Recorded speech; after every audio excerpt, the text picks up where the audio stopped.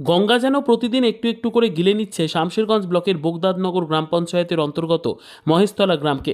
নদীর ধার ঘেঁষে থাকা এই জনপদের মানুষের চোখে মুখে এখন শুধুই আতঙ্ক। রাত নামলেই বুক ধরফর করে ওঠে। এই বুঝি নদীর জলোচ্ছ্বাস এসে গিয়ে ভাসিয়ে নিয়ে যাবে ঘরবাড়ি, জমি জমা, জীবনের সর্বস্ব। অনেকেই রাতে ঘুমোতেই পারছেন না। সারা রাত নদীর দিকে তাকিয়ে কাটছে চোখে ঘুমহীন প্রহর। গত বছর পশ্চিমবঙ্গের মুখ্যমন্ত্রী মমতা বন্দ্যোপাধ্যায় শামশেরগঞ্জ সফরে এসে গঙ্গা ভাঙন রোধে বিপুল পরিমাণ অর্থ বরাদ্দ করেছিলেন। মানুষ ভেবেছিল এবার বুঝি রক্ষা মিলবে, গঙ্গার পাড়ে পাথরের বাঁধ তৈরি হবে, দৃঢ় হবে প্রতিরোধ। কিন্তু বাস্তবে তার কিছুই দেখা গেল না। স্থানীয় বাসিন্দারা ক্ষোভের সঙ্গে বলছেন, সেই টাকাটা কোথায় গেল? বালির বস্তা ফেলে কাজ সারা হয়েছে। এতে কি এত বরাদ্দের টাকা শেষ হয়ে গেল, নাকি কিছু লোকের পকেটে ঢুকে গেল?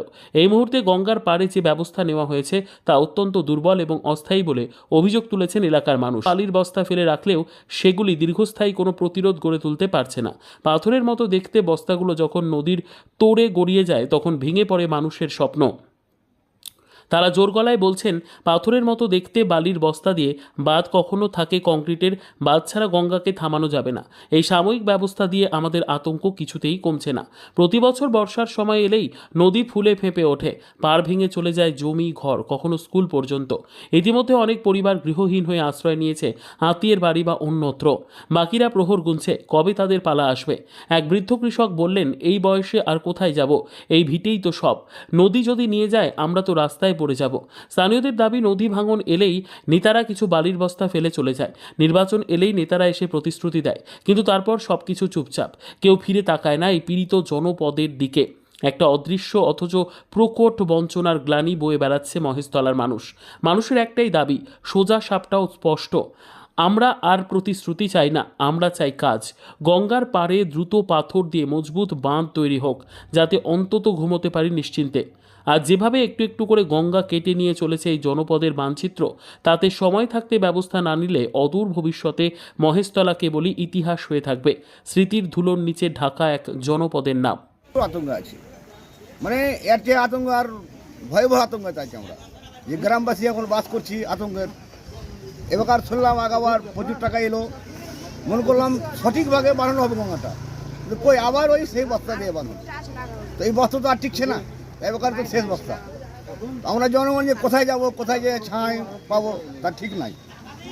তো মোদি মমতাকে বলানো যাচ্ছে এটা এমার্জেন্সি যেন পাথর বোল্ডার দিয়ে বানানো হয়, এছাড়া আমাদের উপায় নাই। মানে প্রচুর আতঙ্ক আছে আমরা গ্রামবাসী, ছাই নাই, বাড়ি নাই, ঘর নাই, সব তো এরপরে পরে বাস করছি, দিকে সব তো গঙ্গায় পড়ে গেছে ভেঙে। আর যেটুকু আছে এইটুকুও চলে যাবে যা পরিস্থিতি। এখন গঙ্গার জল প্রচুর বাড়ছে, তো প্রচুর টাকা এলো শুনলাম, 100 কোটি এলো, একবার ফের 200 কোটি টাকা শুনছি বলে বাজেট করছে। যেটা গঙ্গাটা পাথর দিয়ে বোল্ডার দিয়ে বানানো হয়, এটাই আবেদন আমার। এখন আমরা বোল্ডার দিয়ে বানানোর আবেদন চাইছি, আমরা এটাই চাইছি যেন বোল্ডার দিয়ে বানানো হয়। এই বস্তা দিয়ে কিনবে না, বস্তা দিয়ে তো আবার তো বই চলে যাবে, মাথায় নেমে যাবে। বোল্ডার দিয়ে মারলে ঠিক আমরা সুরক্ষা পাবো, সুরক্ষিত পাবো। মানে আমাদের তো অবস্থা খুব খারাপ, মানে আতঙ্কে ঘুম হারাম হয়ে যায়। ভাঙনটা কি প্রতি বছর হচ্ছে? প্রতি বছরই এইভাবে ভাঙন চলে যাচ্ছে, কাটতে কাটতে চলে এলো। গঙ্গা ছিল অনেক দূরে, তখন বাড়ি কাঁটায় চলে এসছে, বাড়ি ঘর সব প্লানে চলে গেছে। এছাড়া এখন বোল্ডার ছাড়া উপায় নাই। ওইটা বলছি, এটা কেন্দ্র মমতাকে বলছি আমি, রাজ্য সরকার, কেন্দ্র সরকারকে বলছি আমি, বোল্ডার দিয়ে এনে বানানো হয়। এখানে যারা লোকাল জনপ্রতিনিধি আছে তারা কি করবে? তারা তো বস্তা ফেলছে আর এদিক ওদিক করে পকেট মানি করে হাঁটছে, এছাড়া তো উপায় নাই।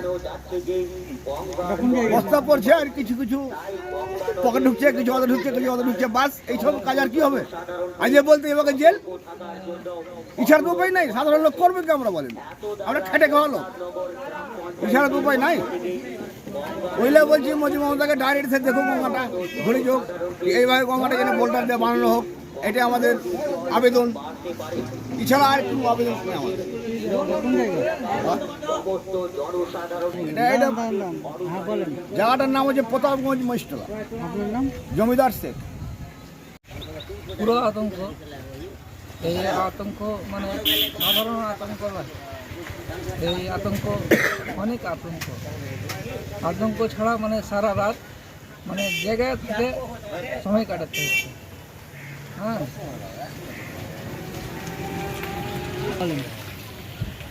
মমতা ব্যানার্জি যখন ধুলিয়ান সংসর্গ যে এসেছিল তখন তিনি 100 কোটি টাকার বরাদ্দ করেছিল।